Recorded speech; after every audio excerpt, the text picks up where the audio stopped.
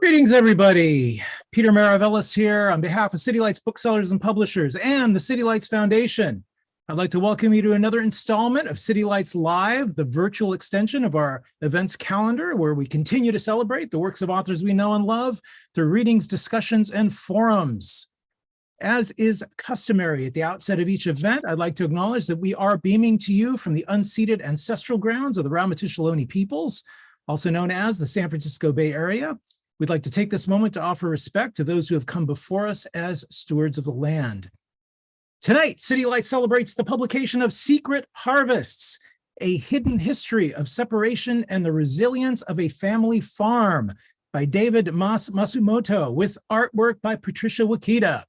It is published by the lovely people at Red Hen Press.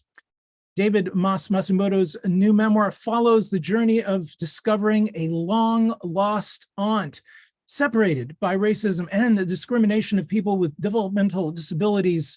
His family is reunited 70 years later, returning to their roots. Secret Harvests is an exploration of identity and the meaning of family and the connection farmers experience to the land. David Mas Masumoto is an organic farmer, author, and activist. His book, Epitaph for a Peach, won the Julia Child Cookbook Award and was a finalist for the James Beard Award. He has received numerous additional honors for his work. He farms with his wife, Marcy, and two adult children, Nico and Coro. They reside on the outskirts of Fresno, California, in a 100-year-old farmhouse surrounded by their 80-acre farm, where they harvest organic peach, nectarine, apricot, and raisins. Joining him tonight is Patricia Wakida. Patricia is a linoleum block and letterpress artist and a native of Fresno, California. She is the founder of the Linoleum Block and Letterpress Studio under the Wasabi Press imprint. She frequently writes about Japanese American history and culture. She makes her home in Oakland, California with her family. Before we begin, I would like to let you know we will be posting links in the chat function of your Zoom dashboard with which you may purchase copies of Secret Harvests. We'll also be featuring a Q&A at the end of the evening, so please post your questions and comments in the same chat function. Join us now in giving a warm welcome to David Mas Masumoto and Patricia Wakida. Welcome to City Lights. Welcome. Thank you, Peter. Thank you. Thank you all. It's a pleasure to be here. And it's certainly, I'm in my basement of our farmhouse. It's a 100-year-old farmhouse, and there's probably 100-year-old rejected manuscripts that are sitting to my side on there. I also, this basement serves also for our farm office and incubator, which also means then I'm not very much of a Marie Kondo fan, as you could tell in the background. So things just keep collecting down here, but I love it because this is where I write. And during the pandemic, that's when this book, Secret Harvest, was born. It allowed me the time to really focus in. This book, in many ways, was a journey into family and family questions, and it became a journey into myself. More than anything, I did not anticipate that. Let me read just a first paragraph, and it might sort of frame the book and also frame the discussion I'd love to have with all of you today. I farm with ghosts. They live in our fields. Each peach tree has pruning scars from generations who worked these orchards. Every vine has been shaped by hands of workers who returned each year to add their touch to the sculpture.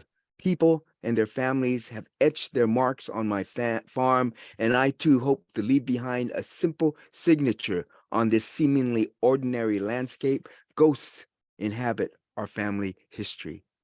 And that is exactly the way this book unfolded. It was this idea of this family coming together in different ways I did not expect. It's about a lost aunt. I discovered this lost aunt about 10 years ago when I got this phone call that there was this woman who said, this woman said that we found your lost aunt. And I said, this doesn't make any sense. I know all my family. And she started explaining me something. This aunt, when she was 5 years old in 1925, had contracted meningitis.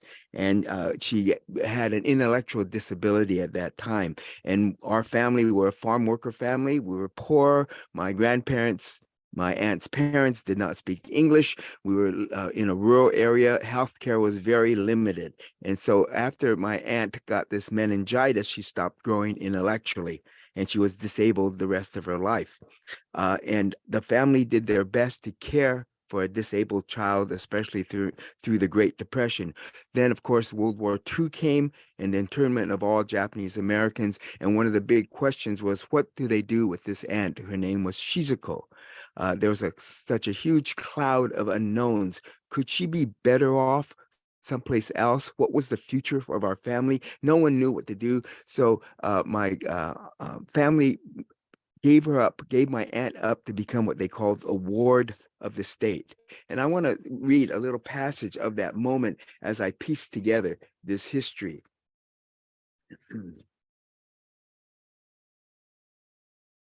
My aunt explained that it was so very hard.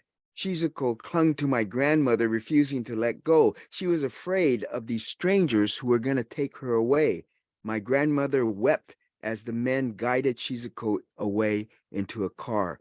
Over and over, Shizuko cried out one of the few words she could mouth, "Mama, Mama." Then my grandmother pulled my uncle aside and made a request. Ask the authorities for a promise, yakusoku, she said, promise. Then she added, make them vow they will take care of her. Honor that promise. The request was made. Authorities quietly nodded their heads. They affirmed their conviction. My uncle returned to reassure my grandmother that he said the authorities swore they would take care of Shizuko. They would honor the promise. Yakusoku o mamaru. They vowed to protect the promise. The same government that was imprisoning my family and uprooting tens of thousands was now promising to take care of my aunt with her disability. Of course, there's a twist to this story.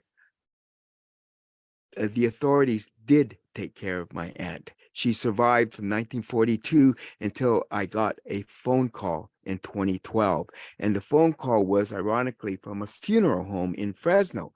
My aunt Shizuko had suffered a stroke, and this funeral home had a contract to bury her.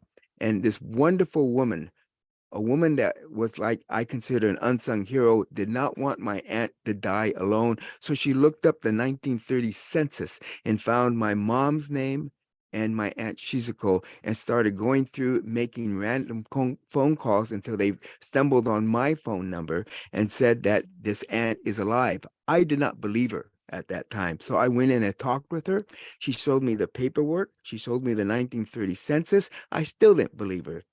So I went to the regional center, which had the contract to take care of my aunt, who was again, a ward of the state. They showed the paperwork. It all started making more sense. I still didn't believe it. So I went to the assisted care center where Shizuko was, and I walked in the room, and there she was, quiet and comatose because she had the stroke. And it dawned on me, this is this lost aunt. So I went back to home. I told my mom, sit down, Aunt Shizuko.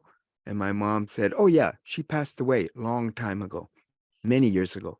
I said, no, Aunt Shizuko, who was separated from the family for 7 decades, Aunt Shizuko is alive in Fresno, a few miles from our farm. It was a stunning revelation for my family. It was hard because there was this rush of emotions that hit all at the same time. Of course, this idea of this unbelievable story that was being unfolded, but also feelings of guilt, shame, the emotions you would expect, but a lot of that trauma that came from the whole upbringing of raising someone with a disabilities, and also then the internment of World War II and trying to reclaim the past. So I set upon this journey then to try to piece together this story. Who was this Aunt Shizuko? What did happen? Tell me more about the meningitis. What was the state of healthcare in 1925, especially for poor rural immigrants? What happened at World War II? Why did they become a ward of the state? And would they really take care of her?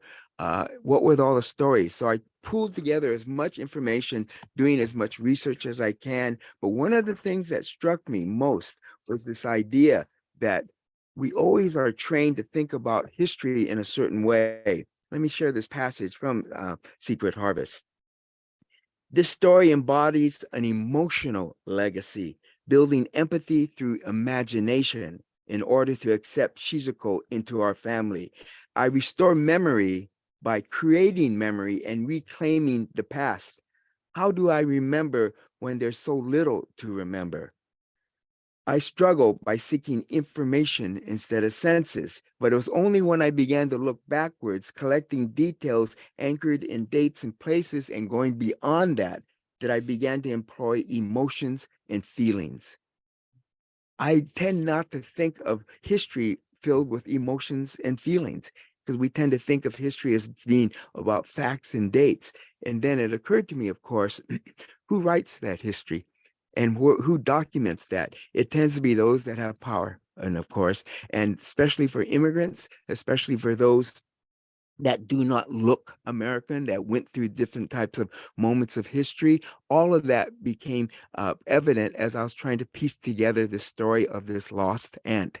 And I'd have to rely on, ironically, emotions and imaginations to fill in the blanks because we had no record of her. I could not get access to her records from 1942 until I met her in 2012. I found out a few details here and there, but there was so much sketches that I couldn't put everything together. And then, of course, trying to talk to my family about it was a very, very challenging subject, and it took time because they too were embarrassed, they were ashamed, but yet at the same time, they understood that resilience that they had to get them through all the trauma in their life, and I had to respect that. One of the terms that I grew up with was this idea of gamman. In Japanese, it roughly translates into to have endurance, to persevere. And I often couldn't understand that because growing up on the farm, when things didn't go right, nature didn't cooperate, prices of fruit weren't good. My folks always said, just, gamman, we just have to endure to that. And they also used another term, shikata ga nai, it can't be helped. And I thought at a certain point, that was almost like an excuse that they were using instead of facing some of the reality. As I was writing this book, especially thinking of the gamban, the power to persevere, and the shigata ganai, the idea that you have to sometimes accept things and accept circumstances, especially thinking about the life of Shizuko, I began to change my perspective on that. So often in Secret Harvest, I refer back to those two terms and how it evolved as I was writing the book and began to understand Shizuko's story more and more. In many ways, part of the process was to make sure I asked questions. And part of those asking questions was the idea of filling in those blanks. We had no photographs of Shizuko. There was no documents to represent her. And I never understood that because if my family thought she had passed away, why wasn't there a plaque in the mausoleum that the Sugimoto family was? And of course, it had to do with they never had ashes for her, but yet was her memory wiped away or was it part of it in a different context? And that's why I use this term called recuperative memory, where you try to remember things that often people want to forget. And it's really important, I think, to respect the fact that not everyone remembers everything, or do they want to remember everything? The context of history was something that always jumped out at me. Because when I was young, I thought, oh, if internment happened today, I would fight. I would go out there and protest and get arrested. As I got older, I began to think in a different context, especially, for example, with my father. My father was a second son. The older son had been drafted into the U.S. Army before Pearl Harbor. So when Pearl Harbor came and internment hit, he had to take over being responsible for the family. And it occurred to me, maybe at that point you had to persevere in a different way. You had to find that shigata ganai, things can't be helped. So my perspective began to change. And that was part of the part of the genesis of writing this book about my aunt, trying to understand how did she persevere through all this? What was her attitudes, and trying to piece together as best I can. One of the things that struck me in writing this book was the role of farming as part of our family. Both sides of my family, they were farmers in Japan, from Kumamoto in southern Japan and Hiroshima, and they settled in the Fresno area and were farm workers. Of course, my grandparents, because they were aliens, could not own land because of the alien land laws that targeted Orientals from owning land. And I write about a passage where I found that there are court cases in the 1920s about, what constitutes an Oriental. And around that time, there were many Armenians that came to the Fresno area. They were escaping the genocide. They wanted to buy land. So there's a court case. Are Armenians Asian, or are they European? Because really Armenia is right on that border of Eurasia. And a court case defined Armenians as white Asians. So therefore, they could buy farmland where Japanese Americans could not. And it set this different path for these two different groups. But it did capture that idea that this is the context of the life that Shizuko was born into and was raised, especially as someone with a disability. One of the things that struck me, though, was thinking about that relationship to the land and the metaphor, for example, of Shizuko and what it took for her to survive. So I write a few passages in Secret Harvest about a rock that's very common to our farm in this area. And some of you may know this and may be groaning when you see this. This is hard pan. It's actually not a rock. It's really earth that's been the life has been sucked out of it, and it's compressed into these layers of clay, and they layer sheets of throughout California. This is part of our family story, because the reason why my dad, after World War II, could buy our farm was because it was full of this damn rock. It was full of hardpan. In other words, the land was cheap. No one wanted it. It was a misfit land for misfits, what Japanese Americans were after the war. So this is part of the legacy of our farm, and it's also the legacy of Shizuko, because she was a misfit in that era, and she had to find a way to survive through that. So in many ways, that rock is, I think, a perfect metaphor for Shizuko and the life that she had to go through, and at the same time, the life of my family, as they're going through almost through like these parallel universes. Even though they were separated in 1942, Shizuko was in this area and then went out of the area and then came back roughly in the 1970s. And for about 50 years, she was a few miles from our farm, and we never knew at different times and stuff. But I think that's the idea of that dynamic of these two universes, these parallel universes that then suddenly crossed because of this woman at a funeral home who wanted to make sure Shizuko wouldn't die alone. Now, of course, Shizuko did wake up from that stroke, and it started a second chapter of her relationship with our family. And I'll get to that because now I'd actually like to shift the gears a little and have turned this over to Patricia Wakida, who did these amazing illustrations that were part of this book too. Because we had no picture of Shizuko, we had to use our imagination in order to frame her. And the reason why I love this idea is because without a picture, there's a tendency to think of her as being invisible. And of course, that's the last thing that she was. She was very visible and part of that other parallel history that was going on in our family. So Patricia, would you mind taking over now? Sure. Peter, if you don't mind also pulling up the PowerPoint, but I'm going to start by saying, because this is a interesting segue, is that of all the books, right, that Mas has published, I think you've done 10 so far. This was a really tough story to illustrate, but I do think that there was a reason that this book and Shizuko brought us together. I think that because we're both from the Central Valley and that we're both Japanese American and have layered histories that we share about camp, it really seemed like the book for me to work with Mas on. There is a lot of complicated history and there's a lot of complicated secrets, and I really understand how impactful that is to this particular community. So again, I'm really incredibly grateful for Mas to inviting me to work with him on this particular book.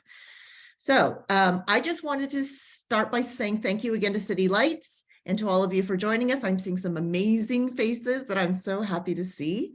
And I am a 4th generation Japanese American, as I mentioned. And as Peter said, my choice of medium is linoleum block. So I carve things with knives and print them on presses.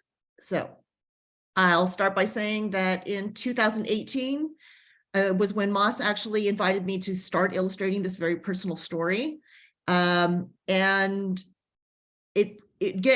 I think it was the right time for me to work on something like this because I've been thinking so much about incarceration into the next generation. And Shizuko's story covers seven decades, and it really resonated with me. So go ahead, go to the next slide, please. So this is an example of the kind of work that I do. So that's linoleum. It's unmounted and mounted linoleum on the left, and the kind of carving tools that I use that does make a huge mess. Stuff is all over the floor. I wish it was edible. It would be great if that stuff could be recycled, but it really can't. On the right is an example of a block being locked up into a press at the San Francisco Center for the Book. And this is a letterpress of Vandercook. So next slide. And when Mas first approached me with this idea, like I said, back in 2018, we weren't sure how many illustrations were going to be needed.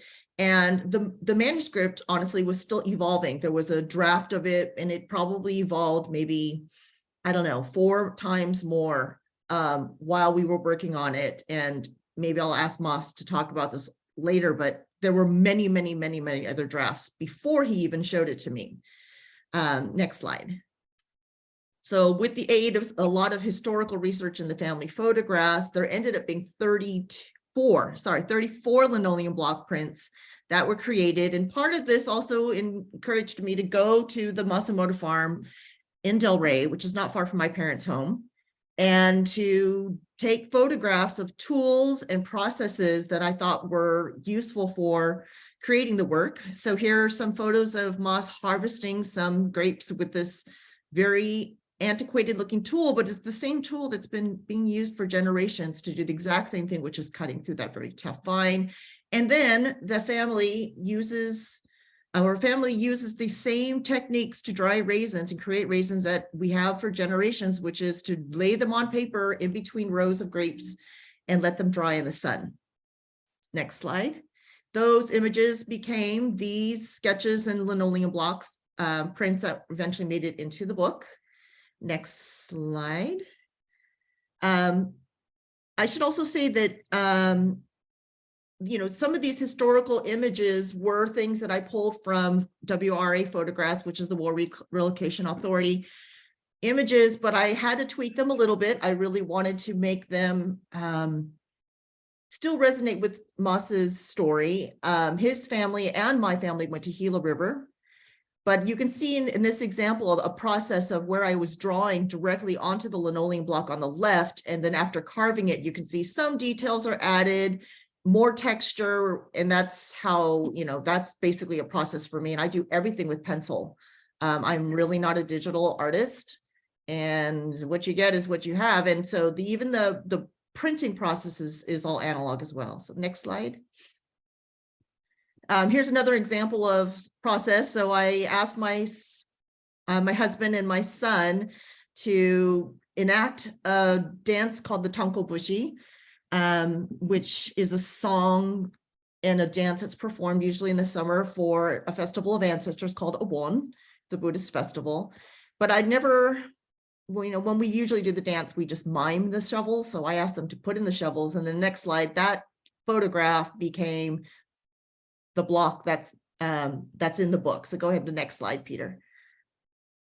And you'll note that the image is flipped because this is the way also that block printing works. Relief printing is a reversed mirrored kind of process. So what you see here then gets inked up and then it's printed and it becomes the face way as before. Next slide. So this is going to be the last slide that I'm going to talk to you a little bit about a process. So to create the image on the cover with Shizuko, like Mas said, we had no photos to reference. However, I knew how to place her in a certain time and place, and that's pre-war 1920s. I knew that she was around 22 years old or 23 years old in 1942 when the family was forced off their farm due to Executive Order 9066, and they were separated from Shizuko at that time. So I started doing some research about sun protection and what the Issei and Nisei would be wearing, the first and second generation Japanese Americans would be wearing out in the fields at that time. And that bonnet really stood out. I mean, this is a brutal heat. So next slide. And more grapes. I really was mesmerized by the 100-year-old vines that are still on the Masumoto farms and just how productive they are and how deep their roots go in the Central Valley.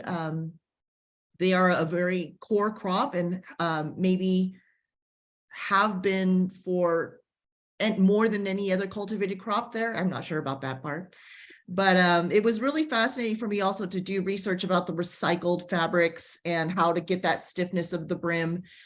And then there was another layer that Mas shared with me about the bonnet that I was not aware of before that was very important to me later. And that is that women, of course, today still wear these kinds of face protections in the fields, partly to protect them from the sun and from any kind of exposure to scratches or itchiness from plants as they're harvesting or working. But another layer of this is because it actually aids in anonymity so that it's not always obvious that these are women that are working in the fields, which hopefully helps give them another layer of protection against sexual assault or sexual harassment in the fields, which is prevalent back then, and it is prevalent today. So next slide, you'll see the sketches that I started on the linoleum. Next slide, please. Peter, slide. Oh no, am I going too long? Can we actually look at the last two slides very quickly? It's the end. There's only two left. A little technical problem. Let me see if I can get it back up. Sorry about that. My screen froze up. Okay. Let's try again. Well, I'll just talk and to say that again, that towards the end, I was able to work out the bonnet as a major part of Shizuko's portrait. And then it got even fuller and wanted to have her surrounded by those vines. So these are the first two sketches. The one on the left is paper and the one on the right is on the linoleum itself. And then last slide, I think it should be the last slide. Maybe there's two more. And then you see on the far right, after I'd carved it and inked it and then printed it, you see the printed one on the left, which is what became the cover. And then I watercolor painted that before I submitted it digitally to Red Hen Press. I think there might be one more slide and that's the very end. But again, using my imagination was a huge piece of pulling this all together. And the story is dedicated to entangling her story and surrounding the life without her there. I realize here that this is a video and I think we're going to skip it for time, but it's been a journey and I'm very proud of the work that we've accomplished together. So thank you, Mas, and thank you, Peter. Thank you, Patricia. Again, it was such a joy to work with Patricia and to grapple with these family secrets, and yet everything was going to be public. I mean, because I decided at one point I wanted to write a book about this. So how do you deal with family secrets when you're writing a book? And one of the challenges was I wasn't going to do one of these kiss and tell books where I tried to expose everything. The interesting thing was as this story unfolded, I couldn't find the bad guy, the bad person. At first I thought, oh, I'm sure Shizuko, and she did go through a lot of tough times. but her caregivers were amazing. And that's why she survived 70 years of institutional care. When I first met Shizuko, she was 90 years old. She had survived decades of institutional care. As I said, when I first met Shizuko, she was comatose. She had suffered a stroke, and brought the family together in these amazing, wonderful, and awkward moments where we tried to come together with a piece of living history in front of them. But because Shizuko was comatose, there was a sense that that she was going to pass away. So we started making plans for her funeral and a memorial service. 3 months later, Shizuko woke up. And it was a stunning when I got the phone call, because we thought she was going to pass away. She wasn't in a special ICU unit or anything. She was just in a basic assisted care facilities. But it was because of these amazing caregivers, they figured out a way to actually feed her while she was comatose. And so she woke up 3 months later. And this was the beginning of looking at family secrets round 2, where it suddenly I had to make these phone calls to family saying, Shizuko? And they said, yeah, they thought I was phoning because we were going to start planning for the funeral. I said to my family, my mom, my aunt, my uncle, my cousins, Shizuko woke up. So it started round 2 of all these stories that needed to be probed into, and yet in a very, very difficult way. So we had a second family reunion with Shizuko and a second opportunity for some of these stories to sort of be exposed. When Shizuko first woke up, I was called and I ran over to go visit her. Right, she was in a wheelchair at this time, so I went up to her and I introduced myself. And actually before I saw her, I saw one of the workers at the assisted care center, and he said, "Who are you?" And I said, "Well, I'm her nephew." And he looked at me and he goes, "Where have you been all these years?" And he was spot on. He was right. I tried to explain that we didn't know she was here, but the whole idea, though, that she had developed a different family, and the family was those people at her assisted care center. So I go up to Shizuko and made up this line of introduction that, Shizuko, it's an honor to meet you, and I'm your nephew. And she looked at me, and then she kicked me. She kicked me in the leg. And I went, what? And then she pointed to her shoe, because the shoe needed tying. And it was a sign of how she survived. She was feisty. She wasn't going to hold back. If she needed something, she would ask for it. So I got to meet her, talk to her more. Of course, she didn't know who I was. Shouldn't speak very much at all. So how do I get these stories? I talked to her caregivers, and the caregivers had all these wonderful stories. And the more I found about Shizuko, the more I realized that she was this different life that was just exploding for those 70 years. They said Shizuko loved to go up to people and pinch them.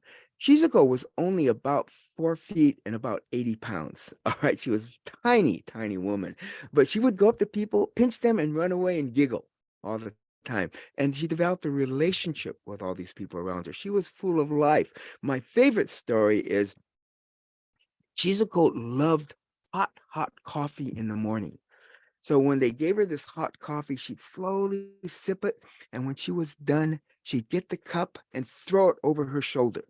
So they quickly realized they had to change from any glass cup or anything to styrofoam. And then she would still keep doing it and hit people behind her. So they said, we have to put a wall behind her. And that's how she was. She was very independent, very, very outgoing. She had a life of her own. It gave me insight into what her life was as our family was coming back from relocation, farming, and trying to carve a life. In many ways, I had to laugh, and I write about that in Secret Harvest. Shizuko forgot how to be Japanese. And that's how she survived in many ways. And it was just a wild notion of comparing that lifestyle she had with my family's history, right? And I tried to do these parallels. my family comes back from the relocation camps. They, in many ways, and I use this line, they saved face by not having a face. They tried to be invisible. That's how they survived all the racism post World War II. My dad would tell stories that we would grow these wonderful peaches, but we couldn't use our name on the box because people didn't want to buy Jap peaches. And the irony was, of course, we packed them and we used the Japanese American broker, a Japanese American trucker, the distributor down in Los Angeles who sent it to all those grocery stores. It had the fingerprints of Japanese Americans, and people ate them because they tasted fantastic. So there's this wild dynamic of what was going on with our family history, working in the fields. At the same time, Shizuko was living through these different assisted care centers and trying to survive. One of the stories that came up, and it was a wonderful story, because I was asking about our family, what happened after camp. Really, the question was, why didn't they try to find Shizuko? And one uncle told me this amazing story. My grandfather was a carpenter. He worked in the fields, but he really was a carpenter. And he made all these wooden pagodas in a Japanese garden that they kept behind their house with these intricate patterns of it. One of the things he made was butsudans, Buddhist altars for our families. My family, when the war came, didn't know what to do with this altar. They couldn't take it with them to these relocation camps. So they contacted a neighbor and asked the neighbor, would you store these for us? We don't know when we're going to come back, if we're going to come back. The amazing thing was it was an Armenian neighbor who they stored it with. And I kept thinking about that. What was that like to have someone come and say, we want to store these wooden pagan altars for someone who's deemed the enemy? And interestingly, it was Armenians that reached out because they understood genocide. They understood how to be judged. So they took care of these altars. So when my family came back, my uncles had the fortitude to go collect these altars, and we still have them in our houses now. Parallel to that was this idea of Shizuko going through these different uh, institutions that she was at. And one of the institutions that I did find records that she was at was DeWitt Center, which is up near Auburn, north of Sacramento in the foothills. And this was a facility that you could imagine back then through the 50s and 60s. It housed like 3,000 or 4,000 residents, patients who all had mental disabilities. And they were housed in this one center. They had staff, and so I went to go visit there, knowing that it had closed in the 70s, because in the 70s, Governor Reagan signed this bill to decommission those large institutions, and patients went to these smaller centers. And that's when Shizuko came back to the Fresno area in the 70s.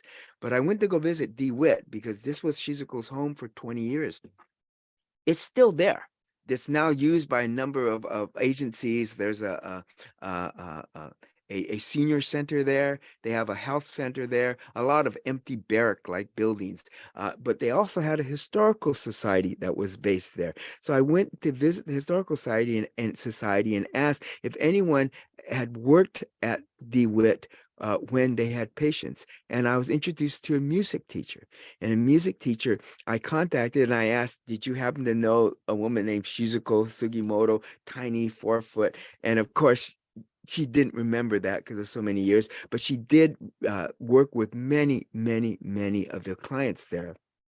And I said, what was it like? And she said, oh, it was wild because these are all clients that have certain mental disabilities. So when they would form a little band, it would have all these percussion instruments. And I imagined Shizuko just pounding on something out of rhythm, making noise, making all this racket. So I asked the teacher, oh, that must have been so hard, you being a music teacher and a musician. And she stopped me and she goes, no.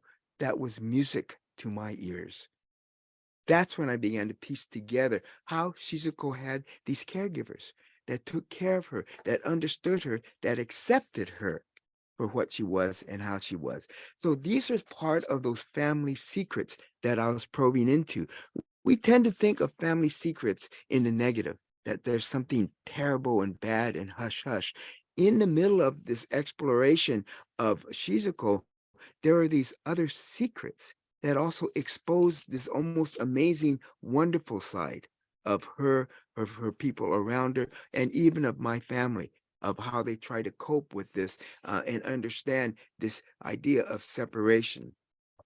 One of the stories I write about in Secret Harvest was through one cousin. She said, you know, I heard the story from my dad, but I was never supposed to talk about it. And I said, what was that? Excuse me. And this was my uncle. And my cousin said, my dad, my uncle, after the war, maybe in 1940, maybe 46, 47, him and their grandmother, Shizuko's mom, did look up and found Shizuko. And I said, what? How come no one talks about it? The story, and we don't know all the details, but the story was Shizuko was in a mental facility called Porterville, which again was this huge, large facility that housed hundreds, if not thousands, in this facility. They went to go see her. This is the family who just came back from the camps. They were farm workers living in shacks, rented land, very hungry, poor. They had no money. And they went to see Shizuko. Shizuko was being taken care of, was being fed. And the word was, they said, we think she's in a better place right now than we could provide. So the story was that my uncle and my grandmother turned to each other and they said, we're going to let Shizuko go because she's better off. And then they left her and they vowed never to talk about that moment. And that's why I never heard that story. My mom never heard that story, but my cousin happened to pick up on it and shared that story with me as I was probing more into these family secrets. And for me, again, part of that family secrets wasn't to judge them, but to understand what was the context of that history and understand this is part of the story that we all carry with us. And definitely part of that for my family, for Japanese Americans, for Asian Americans, has to do with this theme of disabilities. And in many ways, there's a cultural frame of shame that comes with disabilities. And this was all this learning exercise that I went through. And I was very, very fortunate that I befriended Alice Wong, who's one of these amazing, amazing writers, a woman with a disability who's feisty too. And she and I exchanged a lot of emails, and she helped educate me, teach me. I was using all sorts of really incorrect perspectives and language in dealing with Shizuko's disability. And yet at the same time, I wanted to capture my ignorance, which was actually part of mainstream America too. And understand that. For example, I write about in Secret Harvest. I was talking to my daughter about, that I stumbled on the fact that during World War II, a lot of conscientious objectors who did not want to fight in for the U.S. Army were assigned to mental facilities, mental hospitals. It was their sort of punishment that they would do instead of serving their country. And many of these facilities were filled with conscientious objectors who then in turn, I think, provided care for these people with a mental disability. Back then, the term that we often use with people with Down syndrome was mongoloid. They were a mongoloid idiot was the term that was very common at that time. And I remember talking with my daughter about that. She goes, what are you talking about, Dad? And I said, that was the term that was common. And they go, why? And it's because one of the characteristics of someone with Down syndrome is that their face gets contorted and they look sort of Asian. And that's where the idea of they look like a Mongoloid, a Mongolian at that time. The twisted fact, though, was that perhaps during the war, when Japanese were the enemy, Shizuko was housed in a mental facility with other Down syndrome patients, and maybe she wasn't Japanese, she was Mongoloid.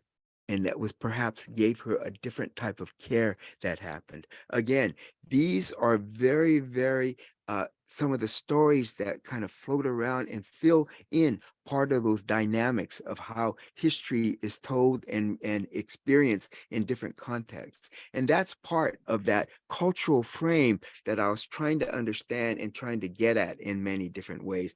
And that's why this theme of disabilities permeates this story. And at the same time, my own family had this confusion, this distance from it at the same time, which is very characteristic of most of the nation, and it still is in many ways. The other part of writing this story had also to do with the idea that we farmed. And in many ways, there was this theme, Japanese term called wabi-sabi, which talks about life is imperfect, impermanent, and incomplete. In many ways, that's the same themes that Shizuko grew up with. And it's the same themes I grew up on a farm, and I still farm that way, farming organically.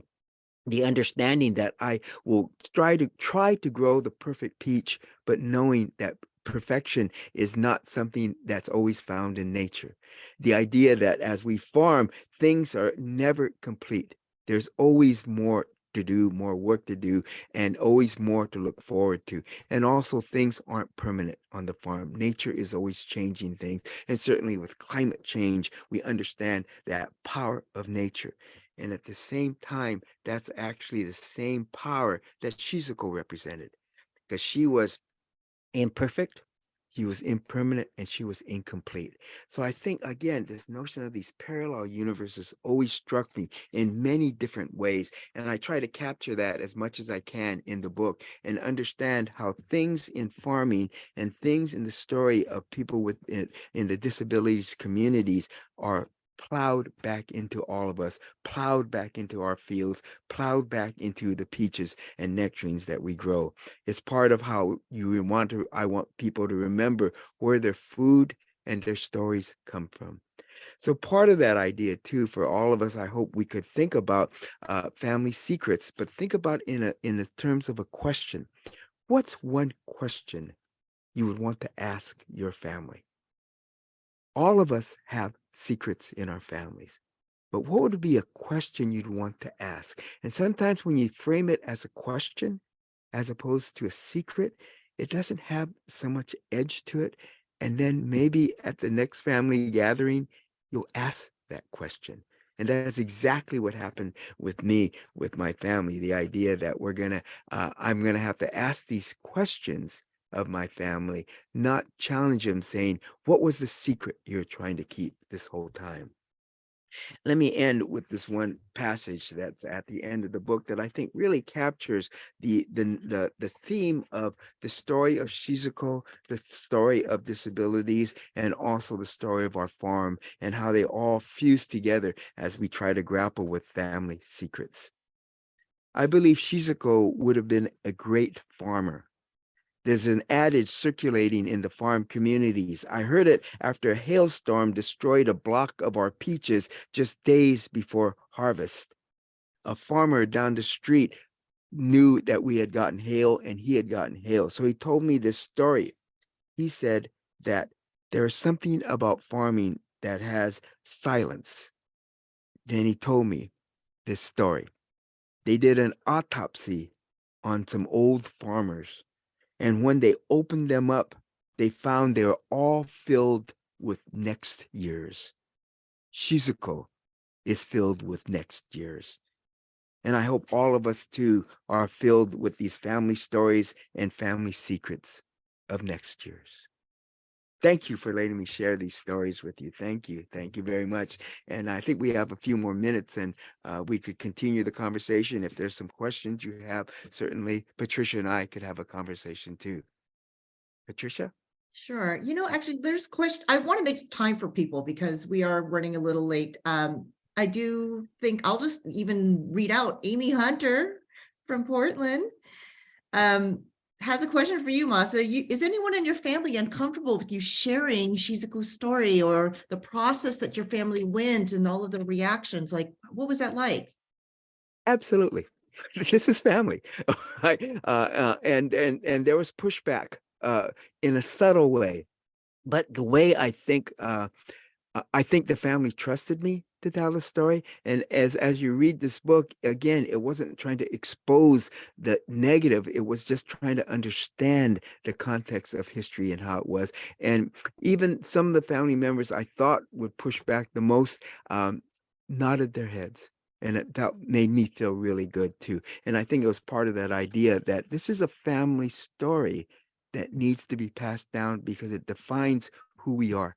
And it's part of that legacy that we all carry within us. Shizuko is carried within us, and exactly her life is part of our legacy. So yes, thank you for the question. But yeah, and let me tell you, I'm still uncomfortable sharing some parts of the story because it's personal. And that's exactly what I think gives the strength to the story. I take it very personally. Maso, I had a question for you, and it's about mental health. This is something that you do touch upon in your book, and it's something that I had to really unpack my own emotions and thoughts and opinions about it, since it's not talked about that much in the Asian American community by large, whether it's a current kind of health care kind of situation or something back in 1932, which is what Shizuko was partly also surrounded by. But in the story, I'm specifically referring to the stories of your Bachan, the grandmother, who has a breakdown of emotions. And I'd love you to talk about that. But there's also a chapter that I was really fascinated by, and this was something that was difficult for me to illustrate, but I saw the picture in my mind also when I read it. And this has to do with the World War II veteran who had gone and fought in the US Army while his family was incarcerated. And there were members of the family who were lost in action. And there's just this sense of rage and injustice and sorrow and loss. And I'm just kind of curious about your takes on writing about the mental health impacts that EO 9066 had. One of the things, again, I did not plan to write this. Okay, the story unfolded gradually in bits and pieces, sort of like a mystery. And that framing of a mystery as opposed to a problem really helped me understand that I just need to keep asking questions to try to solve this mystery, but idea that there is no solution. So the idea of looking at mental health issues was very new to me. And the more I explored that, both with family, with friends, doing a lot of reading about it, and even in current ways, you began to realize that there's this struggle that's going on, and there's still this secret that's carried with us. And how do we grapple with these secrets? One way is we start telling stories. And I think the key is both policy but also personal. When you make these stories personal, they carry a different weight. And this story with Shizuko, with my family, was very personal. And that's why I like that idea. All families have secrets. Every family has a secret. And if you probe often, there's probably some mental health issues that are probably those secrets that no one wants to talk about. But once you start talking about them, it brings them out on a public platform and it shifts the meaning. So suddenly, instead of something being shameful with guilt, it's actually more of a personal story that defines us. And that's what happened with my family too. And again, that it was uncomfortable to share the story on the one level, and on the other level, it was this calling that I had. Well, early on, at one point, when I started piecing this story together, I thought I should write a novel about this, because then I don't have to worry about telling this family secret as much. And I realized I'm not that good of a novelist.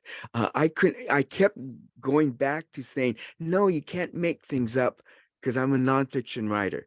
So part of the book itself, just for some people who may not have seen it yet, it's divided into sections where each chapter begins with a section that's in italics.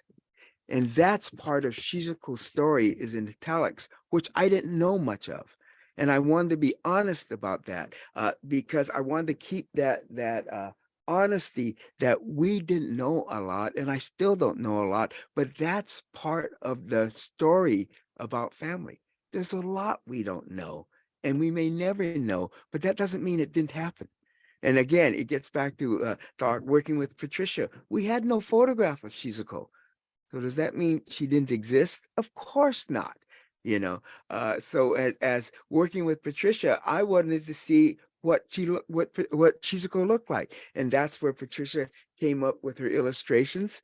That this is what Shizuko looked like, and it was wonderful because again, it added an image to my writing, and then I could work off that image. And there's nothing wrong with that because as we work through our memories, memories aren't rigid. They are actually evolving as we age, and as more information, and all those pieces of information help tell the stories. So that's why, again, Patricia didn't tell you that when I first approached her, I said, Patricia, would you mind doing like 2 or 3 illustrations for this book?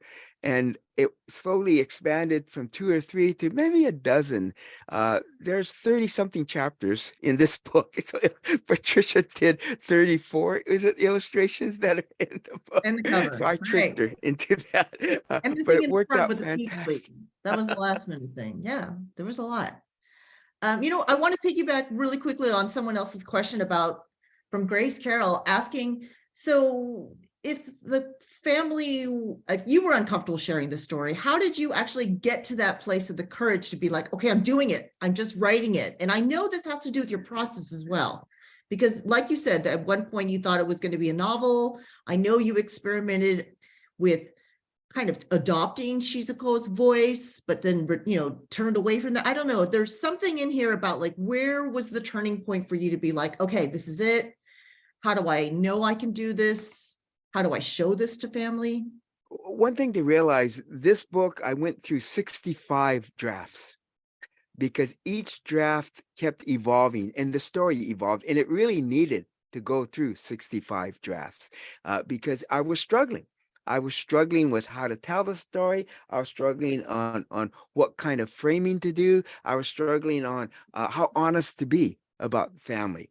And there were certain moments in it that I realized that one relative blurted out something, and I go, oh, wow, that's a really great line to use. And I realized I can't frame it exactly that way, because it would be embarrassing for that relative. So I recrafted it. I didn't change it, but I embedded it in a different way. And that took time to that. And that's that whole process of trying to come to grips with the story. And that's why everybody who has their own family secret will end up telling the story their own way. And it should be told their own way in that sense, because every family is unique in how they do things. So that's part of why I approached Patricia to do some illustrations, because I knew there were things in the story that needed to be expanded, and an illustrator could help expand that in different ways. And that was part of one of the topics that we were talking about, Patricia and I, earlier, was I often worked with illustrators in all my books. And why? Part of it was I wasn't sure I was a good enough writer to carry the whole meaning, but an illustration could advance the story, could expand the story in a different way. And I found it wonderful because Patricia's illustrations help expand the story, so I don't have to try to make up anything to fill in the gaps. And I think that works wonderful. And I always love working with artists in different ways. How would a musician frame this story? What would be the theme song for this? I love thinking about those kind of dynamics and everything too. I see Nancy Holm smiling and nodding. She gets it. Patricia, there's a question that Amy Hunter asked you, right? Yeah, Amy, How did you create I hated Shizuko's look? Was that based on Mas's relatives? It was partly. So again, I should say that we do have photographs of Shizuko, but it's not until Mas met Shizuko, right? So it begins there, and I had some kind of reference point of this woman who must have been, I don't know, was she what, 89, 90 years old at that She was point? 90, and that's the only picture we 90. have of her. She's a 90-year-old. So I could use that. And I did look at historical photographs, but when it came to the cover, which was the very first illustration I did, I just decided, because actually another thing was that when Mas first came to me, well, no, the first title was called Blue Moon. And then the second title was Shizuko. And when he landed on Shizuko, I was like, okay, Shizuko, it's got to be Shizuko on the cover.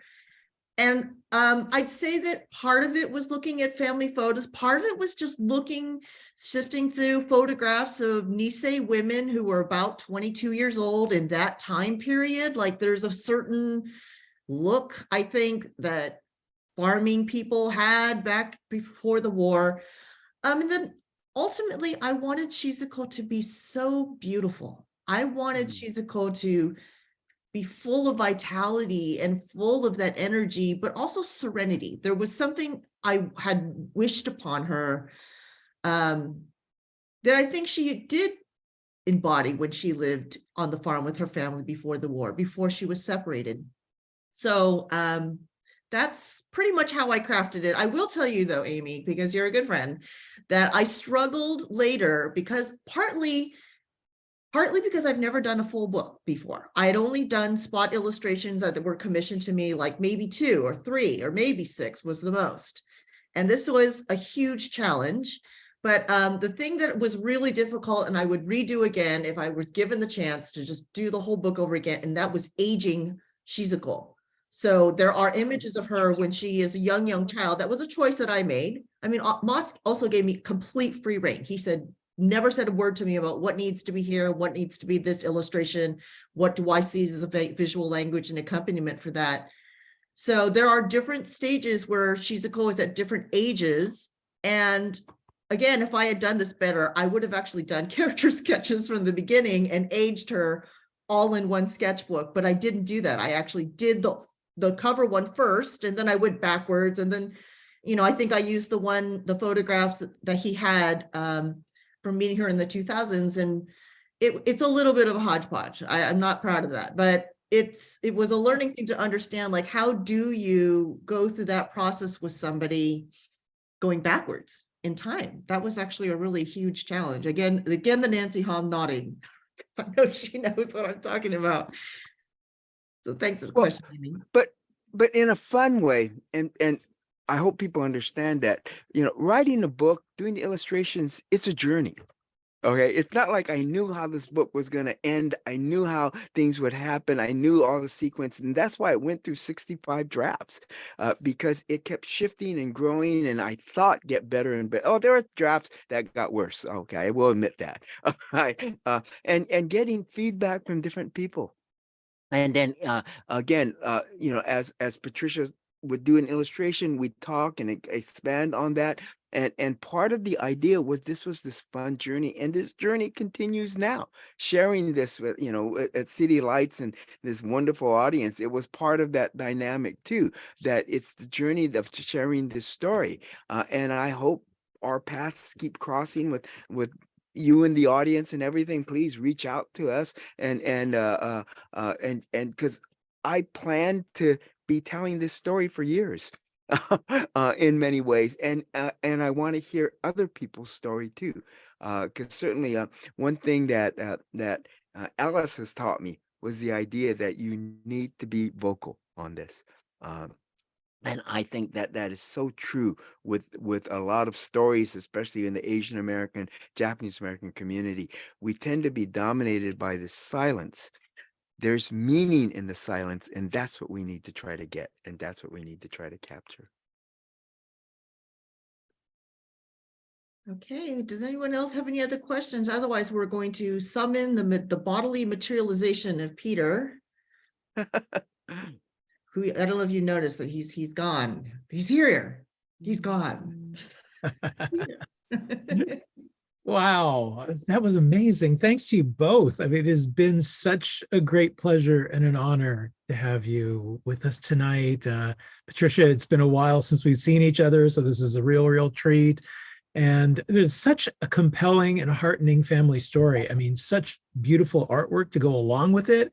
A really great combination. So much respect to you both. And everyone, we have posted links in the chat with which you may buy books. So please grab a copy of Secret Harvests. Also, if you're in the hood, better yet, come on down and also browse our stacks. We are located in San Francisco's historic North Beach district, We're open 7 days a week, Monday through Thursday, 11 to 8, and then Friday through Sunday, 11 to 9. We're slowly getting back to our pre-pandemic hours. Today's event has been made possible by support from the City Lights Foundation, continuing the legacy of our founder, the late Lawrence Ferlinghetti, through public events like this one, our publishing program, and educational outreach, all dedicated to sustaining a vibrant community of readers, writers, and independent thinkers. So thank you, everyone. And David, congratulations. An amazing, amazing story, an amazing, amazing book. It's such a great honor to have you. Thank you. And thanks everyone for sticking around and hearing this. It's a story, I think, that resonates with our families. And I hope it was a story that was able to elevate our thinking. It's not, here's the key. I realized it's not my story. It's all of our stories.